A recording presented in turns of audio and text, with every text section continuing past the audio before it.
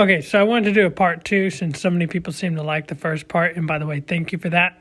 So here we see Goku crushes a boulder that's thicker than him and seems to be about the same height as Kid Goku, with what I would say to be high difficulty.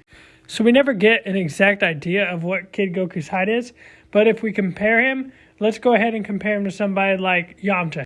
So he's a little under half of Yamcha's height. Yamcha is about 6 foot tall when we round down. So given that, we can say Kid Goku is about 3 foot tall, we'll say here, for sake of meeting in the middle. So why is this so important? Well, let's go back to that. That boulder was about the same height as Goku. So we can use that height to actually calculate the weight. On top of this, as we can see, the boulder is thicker than Goku. So, given that, we can say this weighs roughly anywhere between 1,200 to 800 pounds.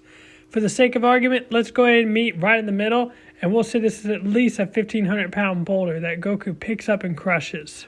So, Kid Goku, Bulma, and the turtle run into this bear that essentially wants to take the turtle and eat it. But Goku says nah. He easily dodges out of the way, and then uses Jonkin, which is essentially a play on rock, paper, scissors, to one-shot the bear. Now, it's worth mentioning in this story that Master Roshi was going to grant Goku immortality using the immortal Phoenix, but ironically, the Phoenix died from food poisoning, meaning it probably had biological immortality rather than true immortality or invincibility. Meaning it could live forever, but could still be killed by outside forces, such as food poisoning, cancer, etc. So, it's worth mentioning that to use Kintoon or the Flying Nimbus, you have to be pure of heart, which is why people like Master Roshi can't use it, whereas individuals like Goku can.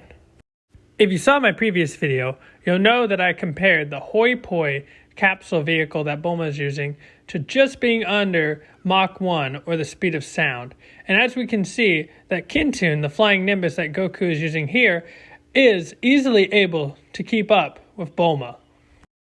Here we can see that Kid Goku is able to take a machine gun fire with no problems. We know that Kintoon is at least faster than Bulma's Hoi Poi capsule, as Bulma directly says, hey, it would be faster if we took this. And then Goku makes a comment that she's really slow in it, showing that Kintoon is easily way faster than the speed of sound, which we know in a previous video we calced the Hoi Poi capsule vehicle to.